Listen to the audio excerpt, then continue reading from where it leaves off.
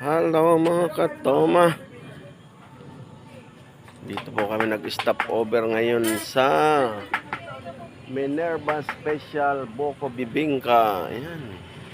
Since 1986 pa pala to. Napakasarap ng bibingka rito. Yan, mga bikers. Yan, no? Galing pa sila ng Manila, Mandaluyong. Ito, Novaliches pa to. Novaliches. Review. Sarap dito kasi libre ang buko juice dito mga katoma.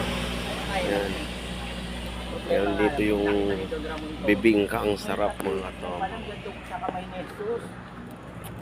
Sabi nung tindera to sa akin. Sarap oh.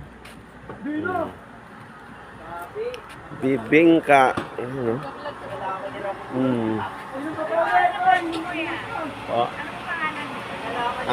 Ermelino Riaban. Mamaya, may nanong sticker na to. Ayan. Tagal na pala nila rito nagtitinda ng ano, ng bibingka. Barangay Luisiana. Bayan pala ng Luisiana, Laguna.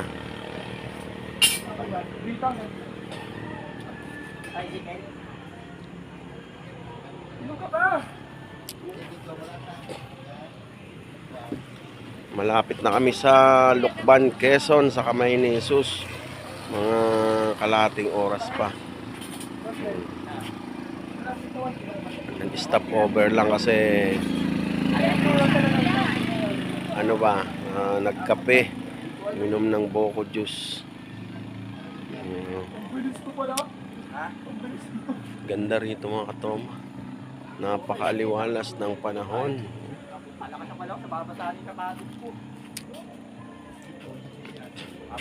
Pag pupunta kayo rito, stop over kayo dito sa Minerva Special Buko Bibingka. Friendly sila, friendly. Ayan. Iba yung bibingka, na ano, pag yung sa Pasko, yung bibingka niya. Hindi po, dito po everything.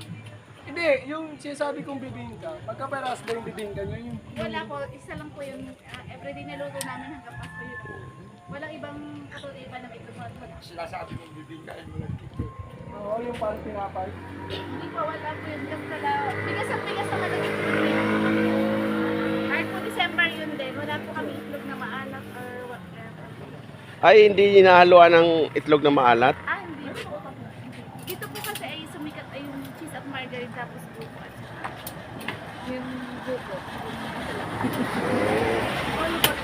Sarap nga eh. Pa? Ang sarap. Kaya po ito po kasi ang bibingka dito kaya ang mga siya na po kilala po doon sa kaya mga first time po na nakatikim hindi po nila akalain na Ganun pala kasarap. ang natitikman daw po kasi nila kalimitan yung pag lumamig matigas pwede yung iba to. Yan po ay hindi kahit po lumamig hindi po talaga. Malambot talaga siya. Tama lang po na para sa sila electric siya pero hindi yung matigas pwede yung iba to sa ano.